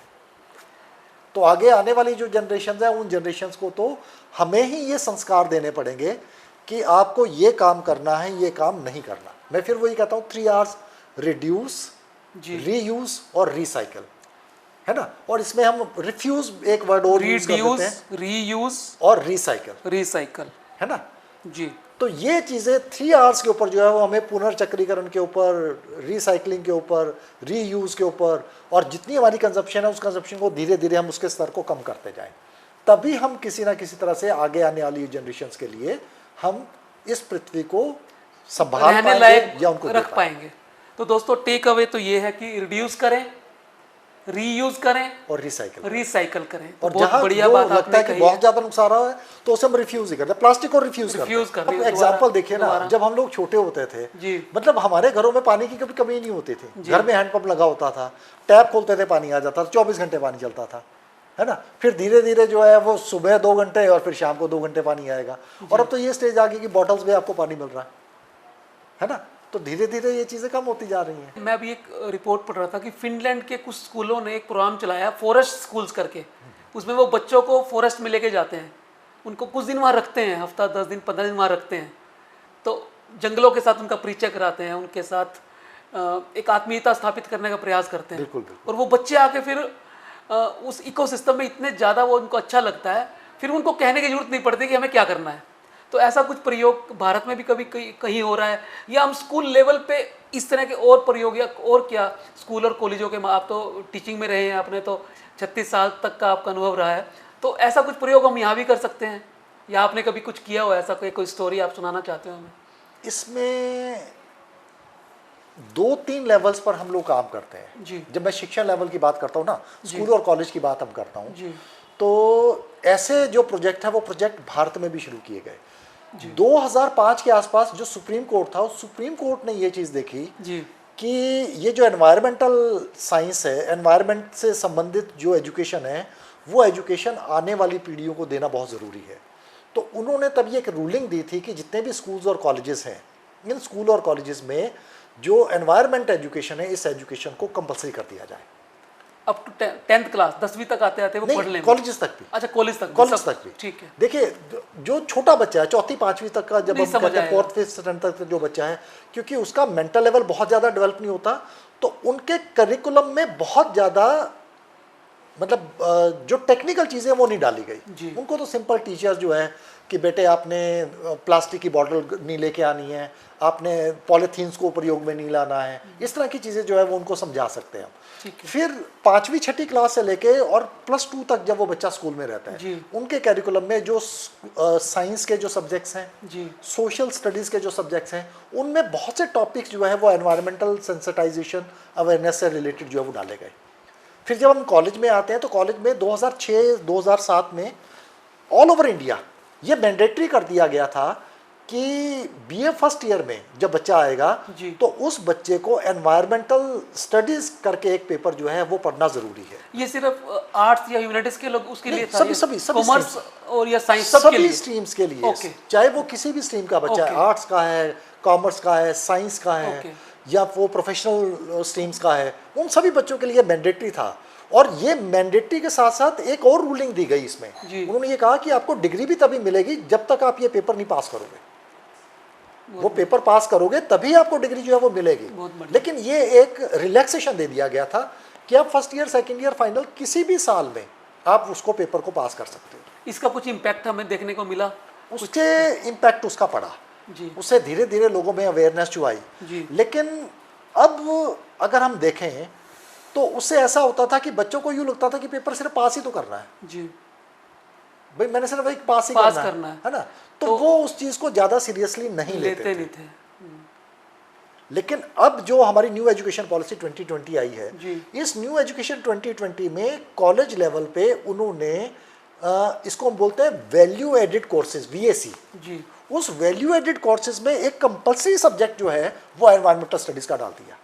ओके। मतलब बच्चा फर्स्ट सेमेस्टर में और सेकंड सेमेस्टर में दोनों सेमेस्टर में मैंडेटरी इसको पढ़ेगा और मैंडेटरी पढ़ने के साथ साथ उसको पास भी करेगा। पहले जो वो रिलैक्सेशन थी कि तीनों साल में से कभी भी पास कर जाओ, नहीं, अब आपको उन्हीं सालों में इनको पास करना है, पास करना पड़ेगा, पास करना पड़ेगा। और उसके सेमेस्टर में है, फर्स्ट में तो थ्योरी भी है और थ्योरी के साथ साथ उसको छोटे छोटे प्रोजेक्ट्स भी दिए गए। ये अच्छा मूव है, ये बहुत ज़रूरी है। देखो, जब भी बच्चा किसी भी चीज़ को अपने हाथ से नहीं करेगा, हमारे बहुत से टीचर जो हमारे साथ यहाँ कॉलेज लेवल पे जिन्होंने पढ़ाया है, तो हम टीचर्स लोग क्या करते थे कि बच्चों को हमने एक सिस्टम बनाया था कि जो हमारे पास फर्स्ट ईयर में जब बच्चा आता था तो शुरू में ही उन बच्चों को बता देते थे कि बेटे जैसे दीपावली है, जैसे होली है या गणेश चतुर्थी, कोई भी ऐसा फेस्टिवल है, उस फेस्टिवल में आप जिस भी लोकेलिटी में रहते हो उस लोकेलिटी पे एक छोटा सा प्रोजेक्ट बनाओ कि इस फेस्टिवल में हम कौन कौन से प्रोडक्ट्स को यूज़ करते हैं, क्या वो प्रोडक्ट्स इको फ्रेंडली हैं या नहीं, अगर इको फ्रेंडली नहीं है तो उनका हमारे पर्यावरण पर क्या दुष्प्रभाव पड़ता है, और वो अल्टीमेटली जो लाइफ है, मतलब बायोटिक जो रिसोर्सेज है, चाहे वो जैविक है, चाहे जैविक जो है, उनको वो किस प्रकार से वो प्रभावित करते हैं। तो इस तरह से वो बच्चे जो है जब वो प्रोजेक्ट बनाते थे तो वो एक तरह से मतलब उनकी अवेयरनेस भी हो जाती थी, उनकी सेंसिटाइजेशन भी हो जाती थी, और उसके साथ साथ उन लोगों में एक स्किल भी डेवलप हो जाती थी। मतलब अगर कोई समस्या आती है तो उसे कैसे उससे उभरना है, उस स्किल को डेवलप करना बहुत जरूरी है। वो स्किल भी हम डेवलप करें, और सबसे बड़ी बात है कि स्किल को अप्लाई भी करें। वो जब तक वो आप उसको अप्लाई नहीं करोगे तब तक वो मेरी नॉलेज का कोई फायदा नहीं। वो एग्जीक्यूशन लेवल पे गई नहीं चीज तो उसका फायदा नहीं। तो अब मुझे लगता है कि ये बहुत बड़े स्टेप्स जो है वो इंडियन गवर्नमेंट के द्वारा भी लिए गए हैं, एजुकेशन डिपार्टमेंट के द्वारा भी लिए गए हैं जी, मिनिस्ट्री ऑफ जो हमारे जो ह्यूमन रिसोर्सेज है उसके द्वारा भी लिए गए हैं कि हम आगे आने वाली पीढ़ियों को इनके बारे में सेंसिटाइज भी करें, अवेयर भी करें, उनको स्किल भी प्रोवाइड करें, डेवलप करें और एग्जीक्यूशन पे लेके एग्जीक्यूशन लेवल तक लेके जाएं। बहुत अच्छा, बहुत अच्छा। प्रोफेसर अत्री, शहरीकरण की दौड़ में हम प्रकृति से दूरी बना रहे हैं, है ना, और यूएनओ की तो रिपोर्ट ये कहती है कि 68% 2050 तक आबादी जो है ना शहरी हो जाएगी पूरी दुनिया के अंदर। और हम भारत में देख ही रहे हैं कितना इन्फ्लक्स हो रहा है, लोग गांवों से शहर की छोटे कस्बों की तरफ आ रहे हैं, कस्बे वाले शहर की तरफ जा रहे हैं, शहर वाले मेट्रो की तरफ जा रहे हैं, मेट्रो वाले विदेशों में दौड़ लगा रहे हैं। तो ये जो साइकिल है ये रुकने का नाम नहीं ले रहा, क्योंकि हर आदमी जीवन के अंदर बढ़ना चाहता है। ये जो तरक्की की दौड़ है, तरक्की की दौड़ है, की रेस है जी, इसमें सभी तो जुटे हुए ये कहाँ तक रुकेगी और इसको कैसे बैलेंस कैसे करें? आदमी की जो डिज़ायर है और जो ये इतना नुकसान जो ये शहरीकरण और औद्योगिकरण बढ़ता हुआ करता जा रहा है उसको किस तरह से संतुलित किया जाए? आप क्या देखते हैं इसमें, क्या हो सकता है? देखो मुकेश जी, जो मैंने आपको पहले बताया कि पहली चीज़ तो यह है कि जैसे हम डेवलपमेंट की बात करते हैं जी, तो हम तो ये तो नहीं कह सकते कि मानव हमने जो डेवलपमेंट हमने कर ली जी, है ना, उस डेवलपमेंट को छोड़ के और हम फिर वापस आदिम युग की तरफ चले जाएं, ये तो संभव नहीं है। वो तो बिल्कुल सही बात है, वो तो बिल्कुल हाइपोथेटिकल एक हम थॉट प्रोसेस में तो कर सकते हैं, व्यवहारिकता में नहीं हो सकता। अब देखो दूसरी चीज़ बिल्कुल अब यही चीज़ है कि लोगों को काम धंधा चाहिए, लोगों को एजुकेशन फैसिलिटी चाहिए, लोगों को अच्छा लाइफस्टाइल चाहिए, तो ऑब्वियसली लोग जो है वो रूरल एरिया से अर्बन एरिया की तरफ माइग्रेट भी करेंगे, वो प्रवास भी होगा, बिल्कुल, है ना। और जैसा अभी आपने बताया कि जो हमारे जो जो अर्बन सेंटर्स हैं उनकी ग्रोथ एक्सपोनेंशियली बहुत तीव्र गति से बढ़ रही है। मतलब कुछ डाटा तो ये भी बताते हैं कि 2050 तक 90% जनसंख्या अर्बन सेंटर्स में ही रहेगी। 2050 तक 90%। ये तो यूएनओ तो 68 का है, आप 90 कह रहे हैं, तो बहुत बड़ा एक मतलब इन्फ्लक्स होने वाला है अभी 2050 तक। वो मान के चलते हैं कि 90% जो जनसंख्या है ना वो शहरों में आ जाएगी, है ना जी। अब जब शहरों में आएगी तो हम उनको ये तो नहीं रोक सकते कि आप शहरों में आके ना रहो, बिल्कुल, है ना। हमें गांवों को ऐसा बनाना पड़ेगा। हाँ, हम ये कर सकते हैं कि जो फैसिलिटीज हमारे पास अर्बन एरिया में अवेलेबल है हम उन फैसिलिटीज को रूरल एरिया में दे दें, है ना। एजुकेशन फैसिलिटीज हम रूरल एरिया में अच्छी कर दें, है ना। वहाँ पे जो जॉब की अपॉर्चुनिटीज है वो अच्छी वहाँ प्रोवाइड कर दें, वहाँ पर मेडिकल फैसिलिटीज उनको जो है प्रोवाइड कर दें, तो वो जो माइग्रेशन है वो माइग्रेशन कहीं ना कहीं थोड़ा सा रुक जाएगा। मैंने सन 2000 में, आज से 24 साल पहले एक मिशन चलाया था, आयुर्वेद जागृति मिशन। उसकी जो टैगलाइन थी वो थी, आओ वापस प्रकृति की ओर लौट चलें। तो हरियाणा में तो मैंने बहुत सारे उसके अंदर सेमिनार्स कॉलेजेस में और सब जगह किए, बहुत बड़ी टीम भी बना ली थी उस समय। लेकिन फिर वो प्रोफेशनल लाइफ ऐसी होती है कि आप बहुत लंबे समय तक कोई चीज़ ना कई बार कंटिन्यू कर नहीं पाते। तो आज मेरे को आपसे बात करते करते वो चीज़ ध्यान आई है। हाँ, तो मतलब कैसे हम वापस गाँवों की तरफ लौटें, कैसे इस चीज़ को और ज़्यादा गाँवों की तरफ कैसे लौटें। देखो, अब अगर आपको याद हो, अभी जैसे पहले कोरोना आया अभी पीछे, जी, एक पैंडेमिक फैला, है ना। तो उसमें जो अर्बन एरिया से लोग, दिल्ली से लोग जो है वो छोटे शहरों की तरफ या ग्रामीण शहरों की तरफ मूव गए किए। लेकिन ये बहुत रेयर केसेस है। मतलब जब हम जनरलाइजेशन की बात करेंगे, कोई आपदा आएगी तो आना एक अलग बात है, वो अलग चीज है, वो अलग चीज है। लेकिन जब हम जनरलाइजेशन बात करके चल रहे हैं, जब हम उसका साधारीकरण करेंगे तो तब हम कहेंगे कि ये माइग्रेशन तो होगा। देखो, ना तो हम नगरीकरण को रोक सकते हैं, ना ही हम औद्योगिकरण को रोक सकते हैं। दोनों समय की जरूरत है, दोनों चीजें जो है समय की जरूरत है। बिल्कुल। लेकिन हम सिर्फ ये देखें कि हमारे पर्यावरण का नुकसान कैसे कम से कम हो, तो उसके लिए हम टेक्नोलॉजी ऐसे विकसित करें, हम ऐसी टेक्निक्स विकसित करें, हम ऐसे इंस्ट्रूमेंट्स विकसित करें, हम ऐसी तकनीक विकसित करें जिस तकनीक से हमारा पर्यावरण का जो नुकसान है, जो दुष्परिणाम है, वो मिनिमम हो जाए। तो ग्रीन ऊर्जा के क्षेत्र में बड़ी संभावनाएं हैं। भारत पूरी दुनिया के अंदर शायद तीसरा देश बना है, ठीक है। गुजरात के अंदर तो मेरे ख्याल से शायद पूरी दुनिया का चरण करके सोलर पार्क भी है, जो विश्व के सबसे बड़े पार्कों में से कहा गया है।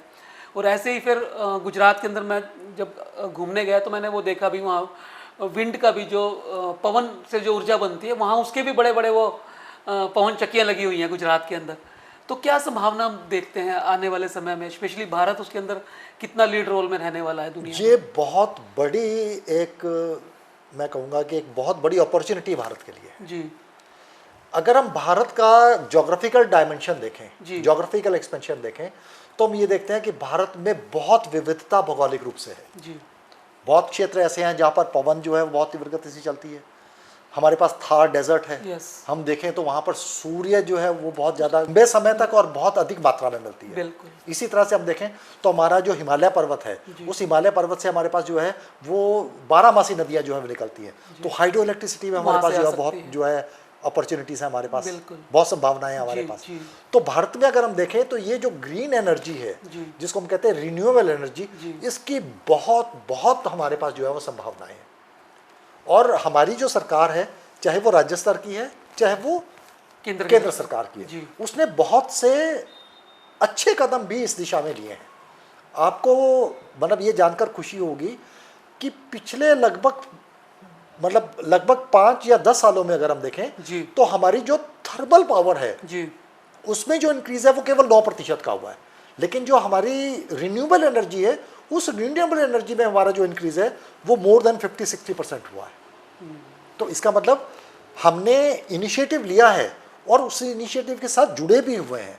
और ये इनिशिएटिव सिर्फ हमारे भारत तक नहीं रुकेगा जी। मतलब भारत के पास अब ऐसी टेक्नोलॉजी है कि हम जो बाकी राष्ट्र हैं, बाकी जो कंट्रीज हैं, उन कंट्रीज को भी ये टेक्नोलॉजी जो है उस टेक्नोलॉजी को एक्सपोर्ट करने के स्तर पर इस क्षेत्र के अंदर हम लीडर की भूमिका में हैं। बिल्कुल बिल्कुल जी। और ये बहुत बड़ी संभावनाएं हमारे पास है। और हमारी जो केंद्र की सरकारें हैं, वो केंद्र की सरकार और राज्य की सरकार इसका दोहन भी कर रही है इस अपॉर्चुनिटी का। मैंने जयपुर के अंदर और राजस्थान में एक दो जगह और देखा, बावड़ीज देखी, और जल संरक्षण के उनके अलग अलग तरीके हैं। तो भारत का जो पारंपरिक ज्ञान है इस क्षेत्र में और आज का जो आधुनिक विज्ञान है, उनको मिला के कोई हम ऐसा एक कोई एमलगम, कोई ऐसा कुछ ऐसा मिश्रित कोई ऐसा बना सकते हैं जिससे पूरी दुनिया को लाभ मिले। यहाँ भी हम कुछ कंट्रीब्यूट कर सकते हैं अपने स्तर में। यहाँ पर भारत का रोल बहुत इम्पॉर्टेंट है जी हम एक संकल्पना, एक कंसेप्ट यूज करते हैं, विश्व गुरु। जी अगर हम 500 साल 700 साल पीछे जाएं तो हम ये देखते हैं कि भारत विश्व गुरु था, और जैसे जैसे अब हम तरक्की कर रहे हैं, जैसे जैसे हमारी टेक्नोलॉजी बढ़ रही है, जैसे जैसे हमारे में अवेयरनेस आ रही है, हम वापस फिर उसी दिशा की तरफ जो है वो बढ़ रहे हैं। एनवायरमेंटल डिग्रेडेशन की जब हम बात करते हैं, है ना, जब पर्यावरण प्रदूषण की बात हम करते हैं, ये जो संकल्पना है ये वेस्ट में, ये जो विकसित राष्ट्र हैं, इन राष्ट्रों में तो ये 19वीं शताब्दी में जाकर आई। देखिए, पीपल की पूजा हम करते हैं, तुलसी की पूजा हम करते हैं, नीम की पूजा हम करते हैं, और सिर्फ हम पेड़ पौधों के नहीं, हम जल तो को, गंगा को, वानर की पूजा हम करते हैं, है ना, जंतु, सिंह जो है उसकी पूजा हम करते हैं, शेर की सवारी जो है दुर्गा माँ करती है ना, मूषक की पूजा जो है वो गणेश जी के साथ जो है वो हमने कोरिलेट किया हुआ है, है ना। नदियों की पूजा हम करते हैं, गंगा जो है वो हमारी पवित्र नदी है ना। साउथ में हम जाते हैं, गोदावरी है, नर्मदा है, उन नदियों की पूजा जो हम करते हैं। तो एक्चुअल में जो होलिस्टिक एक रहने का तरीका था वो तो हमारी है, भारत की है। आप ये देखिए, जो पुरानी संकल्पना अभ्यारण्य जी है ना, अभ्यारण्य, नगरोद्यान, यस, है ना, ये जो संकल्पनाएं हैं, ये संकल्पनाएं आज की नहीं है, संस्कृत की संकल्पनाएं हैं। और ये संकल्पनाएं अगर आप देखो हमारे उपनिषदों में, है ना, बिल्कुल, हमारे वेदों में, उपनिषदों में, पुराणों में कहानियां बहुत सारी हैं, उनमें आती हैं। चाणक्य ने जो हमारे जो है वो अर्थशास्त्र लिखा, उसमें हमें ये संकल्पनाएं जो है वो मिलती हैं। जी, है ना। पंचतंत्र की कहानियां पढ़ते हैं, उसमें देखिए उसमें किस प्रकार से वो जो एनिमल्स हैं और जो वेजिटेशन है और जो हमारे प्रकृति के नदियां हैं, तालाब हैं, उनको कैसे मिलजुल के इकट्ठा। और ऋषियों के आश्रम में तो ये कहा जाता है कि सिंह और वो सारे पशु एक जगह रहते थे, वो आपस में इतना, है ना। पुरानी संकल्पना हम देख रहे तो उसमें कहते थे कि अगर हम पेड़ों को काटे, अगर हम जीव जंतुओं की, अगर हम उनको अगर हम मारते हैं तो हमें स्वर्ग कैसे मिल सकता है जी। तो इसका मतलब है कि शुरू से ही हम कहीं ना कहीं प्रकृति के साथ जुड़े हुए हैं। कहीं ना कहीं पश्चिम को बदलना पड़ेगा, जो कभी ये कहता था कि भारत स्पेरो का देश है, तो उसको अपनी सोच से बाहर आना पड़ेगा कि ये तो वो देश है जिसने पूरी दुनिया को उपनिषद जैसे ग्रंथ दिए और तक्षशिला और नालंदा जैसी यूनिवर्सिटीज दी, जहाँ से पूरी दुनिया के स्कॉलर आते थे। अल्टीमेटली मैं कहता हूँ, अल्टीमेटली हम वापस उसी तरफ जा रहे हैं, अल्टीमेटली हम वापस उसी तरफ जा रहे हैं, है ना। एनवायरमेंटल डिग्रेडेशन की बात करते हैं, एनवायरमेंटल पोल्यूशन की बात करते हैं। ये संकल्पनाएं आप देखिए, जो यूरोप है, यूनाइटेड स्टेट्स ऑफ अमेरिका है, उन्होंने तो वहाँ इंडस्ट्रियल रेवोल्यूशन 1750-1800 के पास आया। 1800 से लेकर 1900 तक, 1950 तक तो उन्होंने इस पर किसी तरह का रुकावट लगाई ही नहीं। जितना दोहन हो सकता था उन्होंने हमारी पृथ्वी का किया, हमारी प्रकृति का किया। तब जाकर उन्हें पता चला लगा कि इसके तो नेगेटिव कॉन्सिक्वेंसेस आने शुरू हो गए हैं जी। तब जाकर उनकी आंखें खुली कि अगर हम अपने आप को नहीं रोकेंगे तो हम इस पृथ्वी को पूरी तरह से अपने रहने लायक समाप्त बना ही नहीं पाएंगे, है ना जी। तो हमारे जो मानव हैं, हमारी जो, अब देखिए हम धीरे धीरे एलोपैथी से दोबारा फिर आयुर्वेद की तरफ जा रहे हैं। जी जी बिल्कुल, आयुर्वेद में होलिस्टिक अप्रोच है ना। और आयुर्वेद में जो चीजें यूज होती हैं वो सारी की सारी प्रकृति द्वारा दी गई है। बिल्कुल बिल्कुल। आप देखिए, मुझे अभी तक याद है जब हम लोग छोटे थे, 1970-1980 का दशक था, स्ट्रेच लोन का कपड़ा, पॉपलिन का कपड़ा, है ना, नायलॉन के कपड़े, ये कपड़े बहुत तेजी से शुरुआत हुए थे। और अब हम देखें तो वापस से दोबारा से फिर हम सूत की तरफ जा रहे हैं, दोबारा से फिर हम जूट की तरफ जा रहे हैं, दोबारा से फिर हम लिनन की तरफ जा रहे हैं, वापस उन्हीं चीजों की तरफ वापस आना होगा, है ना। तो वापस अल्टीमेटली तो हम उसी तरफ जा रहे हैं। आपने शुरू में अलग अलग कन्वेंशंस की बात करी, अर्थ समिट्स की बात करी, इनका एक्चुअल में अभी तक जितनी भी हुई हैं, पेरिस हुई हो या और कन्वेंशंस हुई हो, उनका एक्चुअल में क्या इम्पैक्ट अब तक पड़ा है जो हमें देखने को मिलता है। पर्यावरण के मुद्दों पर वैश्विक जो दृष्टिकोण है, जो सहयोग है, वो कहाँ तक कारगर हुआ है? नहीं, इम्पैक्ट तो पड़ा है, इसका इम्पैक्ट तो पड़ा है। देखिए, लेकिन इसमें दिक्कत ये है जी कि प्रकृति का दोहन भी तो ज़्यादा डेवलप्ड कंट्रीज ही कर रहे हैं। अच्छा, वो चीज़ें जो वो इनोवेशंस करते हैं अपने लिए, वो जब उनको लगता है कि इसके बहुत सारे नुकसान हैं, जैसे आपने पहले भी कहा कि वो वहाँ बंद हो जाती है चीज़ें, लेकिन वो डेवलप्ड कंट्री में चलती रहती वो है। फिर जो है वो अंडर डेवलप्ड और डेवलपिंग कंट्रीज को जो है वो आगे वो उस टेक्नोलॉजी को पास ऑन कर देते हैं, पास ऑन करते हैं, वो कंटिन्यू, उनका तो पैसा बनता रहता है, इनका हर तरीका का नुकसान होता वो रहता है। रेवेन्यू जो है वो मिलता है मिलता ना। है। तो इस तरह से ये एक बड़ा विशियस सा सर्कल है। जी मतलब ऐसी बात नहीं है कि इन समिट्स का फायदा नहीं हुआ, फायदा तो हो रहा है, जी। इसका लाभ तो हो रहा है। जैसे हम कहते हैं कि जीवाश्म ईंधन का प्रयोग है, वो प्रयोग हमने पूरे के पूरे ग्लोबल लेवल पर हम देखें रिड्यूस हुआ है ना। जिस स्तर पर हमारे वायुमंडल में कार्बन डाइऑक्साइड की मात्रा बढ़ रही थी वो स्तर कम होना शुरू हो गया, वो रेट ऑफ जो इंक्रीज था वो कम होना शुरू हो गया। डिफॉरेस्टेशन जिस लेवल पर हो रहा था वो डिफॉरेस्टेशन का रेट जो है वो कम हो गया। ये चीज़ें कम तो हो रही हैं, लेकिन अभी भी वैश्विक मतलब हम ग्लोबल लेवल पे जब हम देखेंगे तो उस लेवल पे मिलजुल कर, मतलब जो अंडर डेवलप्ड और डेवलपिंग कंट्रीज हैं और जो डेवलप्ड कंट्रीज हैं, इन सब को मिलजुल कर काम करने की ज़रूरत है। उन समिट्स का फायदा तो हो रहा है, लेकिन अभी भी जिस लेवल का फायदा होना चाहिए उतना नहीं हो रहा, उतना नहीं हो रहा।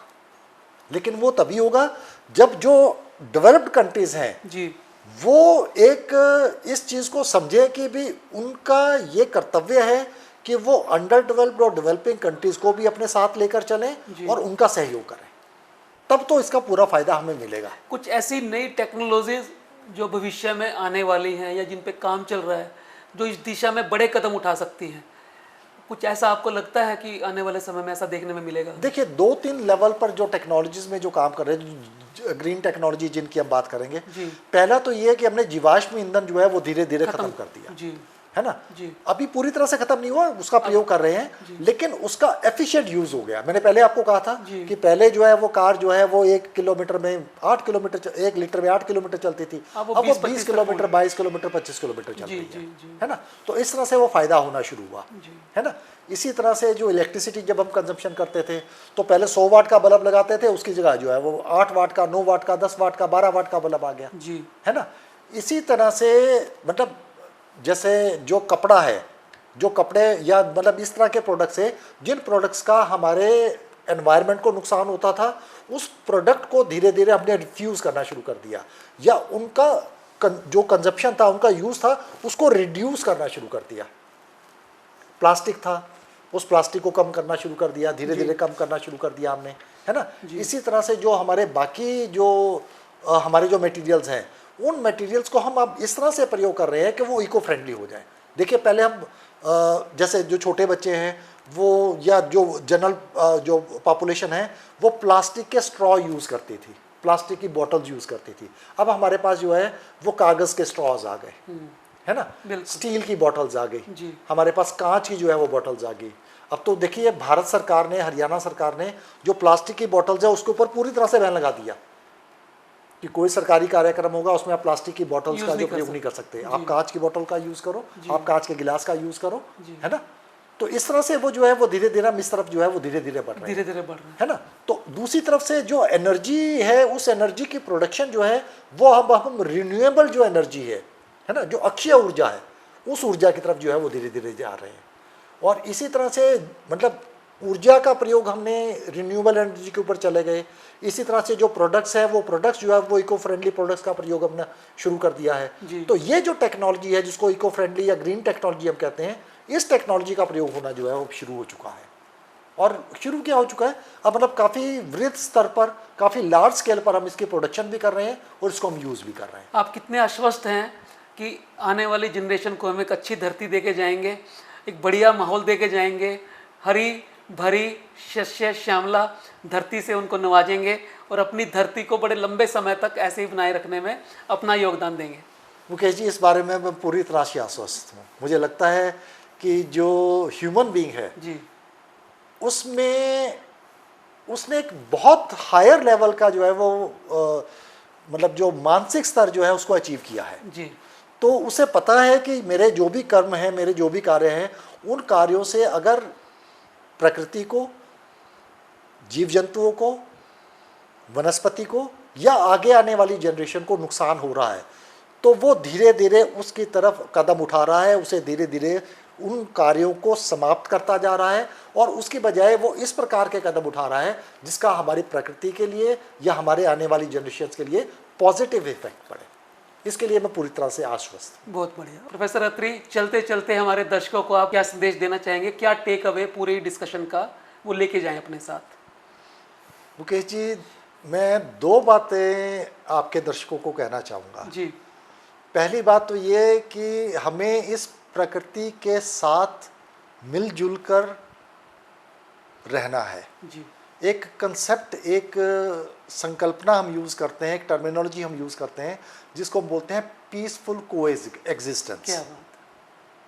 कि जो जीव जंतु हैं, जो मानव प्रजाति है, जो वनस्पति है, हम सबको मिलजुल कर ही इस पृथ्वी पर रहना है। और ये जो धरा है, ये जो प्रकृति है, इस प्रकृति को हमने सुंदर बनाकर, जी, इस प्रकृति को हमने अच्छी तरह से आने वाली जनरेशन्स के लिए संभाल कर रखना है और अच्छे से ही अपने आने वाली जनरेशन्स को देकर जाना है। जी। हम ऐसा कोई काम ना करें जिस काम से हमारी पृथ्वी का किसी तरह से, हमारी प्रकृति का किसी तरह से नुकसान हो या आने वाली जनरेशन का हमारे किसी तरह से नुकसान हो। दोस्तों, आज के विषय के अंदर हमने बहुत कुछ नई सीखी, नई जानी, नए इंसाइट्स हमारे सामने आए। प्रोफेसर अत्री ने बहुत ही बारीकी से हर प्रश्न को एक आम लोगों के लिए उनके लेवल पे जाके बताया और बहुत ही अच्छे से उन्होंने समझाने का प्रयास किया। अब ये हमारे ऊपर है कि हम इसे किस तरह से लेते हैं और इन चीज़ों से सीख के किस तरह से इसे समाज में अप्लाई करते हैं और अपनी इस शस्य श्यामला धरती को और सुंदर बनाने का काम करते हैं। दोस्तों, अंत में इस एपिसोड का हम अंत करेंगे। मेरी एक कविता है, सिर्फ एक मानव हूँ मैं, पुस्तक थी मेरी ये पहली काव्य संग्रह, उसमें से एक कविता है बांदियाँ। तो आज के विषय से संबंधित है, इसलिए मेरे को लगा कि मुझे शेयर करनी चाहिए। ये दावा नल ये भीषण मंडल, ये चक्रवात ये आंधियाँ, ये दावा नल ये भीषण मंडल, ये चक्रवात ये आंधियाँ, ये इंद्रकोप ये प्रदूषण, ये ब्रह्मा की है बांदियाँ। अति पाप की, अति लोभ की, अति कपट की, अति क्रोध की, जब चारों ओर मंडलाती हैं, तब साम्य को बनाने हेतु ये स्वर्ग लोक से आती है। कोई नहीं जोड़ है इनका, कोई नहीं तोड़ है इनका, ज्ञान बेकार है, विज्ञान बेकार है, बुद्धि बेकार है, विद्या बेकार है, तंत्र बेकार है, मंत्र बेकार है, अपनी जीत के सिवा इनको ना कुछ स्वीकार है। अपना इतिहास बनाने हेतु ये हर युग में देखी जाती हैं। अगर इन्हें रिझाना चाहते हो, अपना बनाना चाहते हो, तुम चाहते हो ये ना आए और तुम्हें दुखी ना बनाए, तब एक काम करना होगा, हर जन को प्रण करना होगा। ऐसा तम्य को दूर करेंगे, प्रकृति संतुलन बनाएंगे, सब मिलजुल कर इस कार्य को श्रद्धा से सफल बनाएंगे, सब मिलजुल कर इस कार्य को श्रद्धा से सफल बनाएंगे। शुक्रिया सर। हमारे उपनिषदों के अंदर, हमारे वेदों के अंदर जो प्रोफेसर अत्री ने कहा कि एक को एग्जिस्टेंस है जिसके अंदर पीस है। हमारे यहाँ कहा गया है यथा पिंडे तथा ब्रह्मांडे, जो हमारे इस पिंड में है वही ब्रह्मांड में है। जो आत्मा हमारे अंदर है, जो चेतना हमारे अंदर है, वही पशु पक्षियों के अंदर है, वही जीव जंतुओं के अंदर है, वही पेड़ पौधों के अंदर है। जब सब जगह एक ही का विस्तार है, अहम ब्रह्म अस्मि और तत्वमसि जैसी संकल्पनाएं, अवधारणाएं हमारे शास्त्रों में कही गई हैं, तो फिर हम क्यों इस पृथ्वी को का विनाश करने पे, इसको बुरा बनाने में, इसका असंतुलन करने में तुले हैं। यदि हमें इस धरती को अच्छा बनाना है तो जो प्रोफेसर अत्री ने बातें कही हैं उनका हमें ध्यान रखना होगा। तो अगर आपको लगता है ये वीडियो और लोगों के काम आ सकता है, ये बातें लोगों के अंदर एक एहसास पैदा कर सकती हैं, संवेदना पैदा कर सकती हैं अपनी इस धरती के लिए, तो इसे शेयर करना ना भूलें। और बियॉन्ड बाउंड्रीज के अंदर हम ऐसे ही व्यक्तित्वों को, ऐसे ही शानदार लोगों को बुलाते रहेंगे। आप शेयर करना ना भूलिए, आप लगातार आते रहिए। मिलते हैं अगले एपिसोड में फिर एक नए विषय के साथ। तब तक के लिए नमस्कार, जय भारत, जय हिंद।